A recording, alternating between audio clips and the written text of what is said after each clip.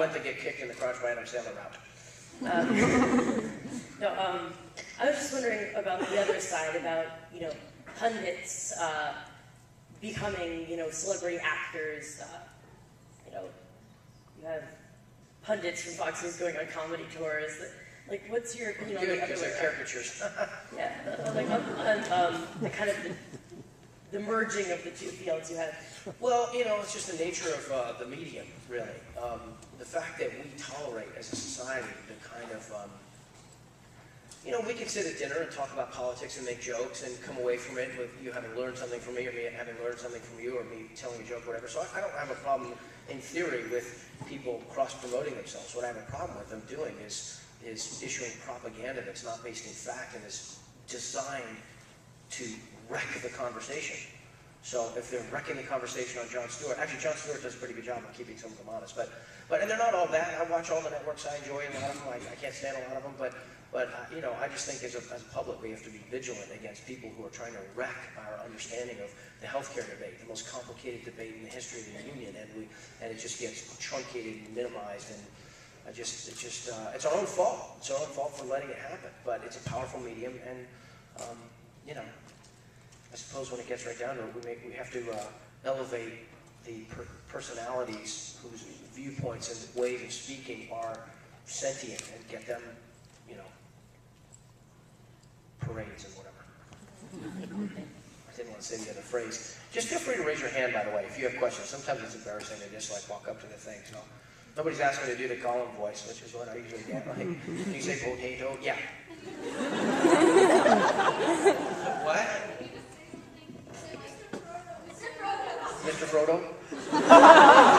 It's like in the Great Tales, Mr. Frodo. The ones that really matter. The potato one. Have you guys seen the thing on the web? Boil and mash and stick them in a stew. Boil and mash and stick them in a stew. Potato. You've all been so patient listening to serious things. You earned it. You earned the right to have a potato song. Yeah. Have we earned the right to see your tattoo? No tattoo. No, look at the cameras. No, you can look it up on the internet. You of all people know that. Jeez. You probably got I don't know. No, we're not going to look at the tattoo today, but it basically looks like a Hebrew or Arabic sort of hybrid of the number 9. To write 9 in cursive, and then kind of, just... Hebrew and Arabic look nothing alike. What? Hebrew and Arabic look nothing alike. They do in the Elvish tattoo. Who else? Anybody else? So when you start developing a character, where would you start? Do you start physically, emotionally, mentally? Well, it depends. A lot of times you start with the clothes. Remember Stella Adler, who I studied with for a period of time, she said, with the costume, she said, do whatever you have to do, whatever you must, rob, steal, murder, the costume is everything. So, they never pinned that on. She got away with that. But no, it really, for me, it's the ideas. I mean, the ideas of the character, even if it's something silly and stupid. And the language. I know my dad has a strong emphasis on really knowing your lines, knowing the words, because then you're free to just explore emotionally.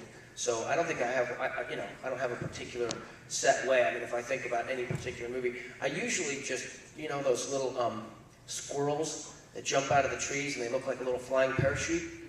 The ones I mean, the flying squirrels. That's what I'm like. Going into a character. Think about that. Yeah.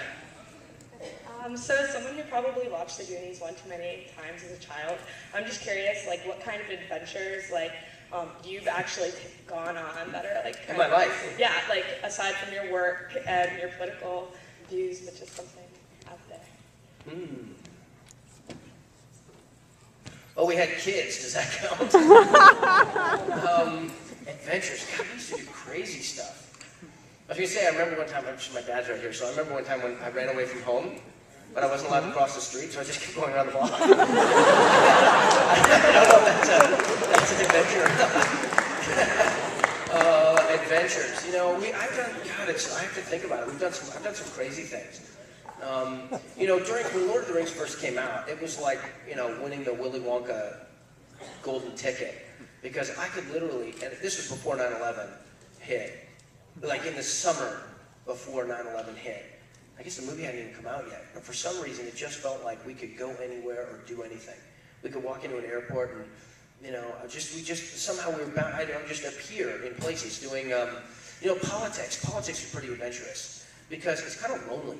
You know, if you volunteer for somebody and you are out there, I've done the national campaigns a lot, and when you're out there and you're in small communities, and it may not even be having a real impact on the kind of actual overall thing, but you're talking to people, whether you're at a, you know, fast food restaurant or, you know, what do you call it, like a steel mill plant or something like that, and you know, you jump in the car and you don't know where you're going, you got your things, there's people from the headquarters who are sending you coordinates, and, you know, and there's supposedly someone there, and now you're talking in front of 10,000 people and nobody realized there was going to be that many, and then you don't have a microphone that's loud enough, and, you know, I mean, there's always, political campaigns are an absolute adventure, and, you know, to the extent that you're doing them not just as a business, but in service of some ideas you like and some person that you think can carry those ideas in a way that is consistent with your values, and that's a pretty great adventure. I know it's not what you wanted, but like we haven't bought, you know, like metal detecting equipment and gone out on a skiff behind Catalina Island looking for, like, you know, where they might have the most recent sunken treasure, but